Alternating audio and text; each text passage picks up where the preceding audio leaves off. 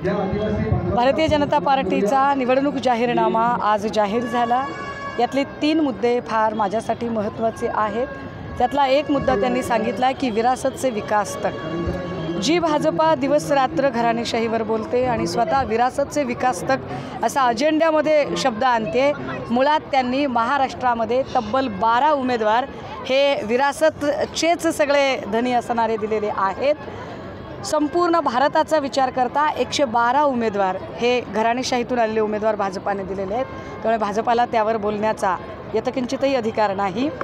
भाजपाने आजच्या जाहीरनाम्यामध्ये भ्रष्टाचारमुक्त भारताची पुन्हा एकदा घोषणा केली। ही इतकी हास्यास्पद वल्गना आहे की जितना बड़ा भ्रष्टाचार उतनी बड़ी बीजेपी में उसकी एंट्री, यही मोदी की गॅरंटी। ज्यांनी सगळ्याच भ्रष्टाचाऱ्यांना आपल्या पक्षात शरण दिलेली आहे ते भ्रष्टाचारमुक्तवर बोलणं हा सगळ्यात मोठा जोक आहे। भारतीय जनता पार्टीने आता नवे संकल्प करण्याच्या ऐवजी 2014 आणि 19ला केलेले संकल्प पूर्ण केलेले आहेत का ते जरा बघावेत। ज्या पद्धतीने त्यांनी दरवर्षी 2 करोड बेरोजगारांचा रोजगार, महागाई आम्ही कमी करू किंवा 15 लाख प्रत्येकाच्या खात्यात देऊ, या ज्या सगळ्या गोष्टी होत्या त्याचं काय झालं।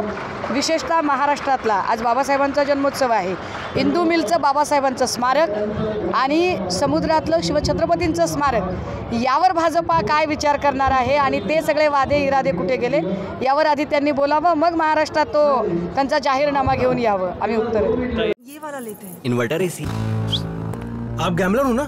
गैम्बलर? जुआ खेलते हो ना? तुम जुआ खेलते हो? अरे नहीं, ये तो कुछ भी बोले जा रहे हैं। इतनी महंगी और नाजुक एसी खरीद कर स्टेबलाइजर नहीं लोगे तो ये जुआ नहीं हुआ तो क्या हुआ? सिर्फ एक फ्लक्चुएशन आपके इन्वर्टर एसी के पार्ट्स को डैमेज कर सकता है। उसे वी गार्ड से सुरक्षित रखिए। V Guard, India's number 1 stabiliser.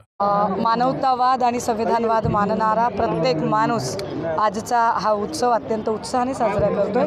त्या प्रत्येकांना, संपूर्ण भारतीयांना या उत्सवाच्या आम्ही खूप खूप शुभेच्छा देतो। ताई नारायण राणे यांनी देखील एक टीका केली उद्धव ठाकरे यांच्यावरती की ते वेडे आहेत, सायकिक केस आहेत, त्यांनी आम्हाला मारण्यासाठी दहशतवाद्यांना सुपारी दिली होती आणि लवकरच कोणाला सुपारी दिली त्याला मातोश्रीवरती घेऊन येईन आणि मग सांगेल।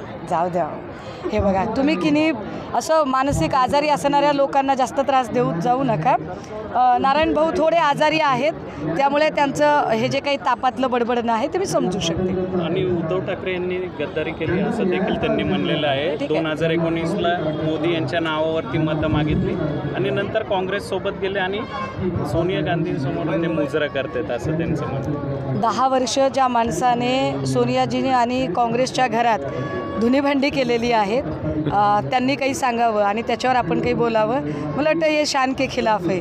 बख्श दिया पुढे। परंतु असं वारंवार ते टीका करतात। नाही, मी म्हटलं ना ते जरा आजारी आहे, थोडंसं तापातलं बडबडणं आहे, समजू शकते मी, त्यांच्या आजारावर इलाज होईल।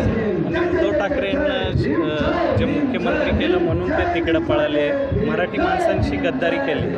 बरं बरं बरं, आणि मग यांना मुख्यमंत्री केलं तरी हे गेले, ते काय होतं?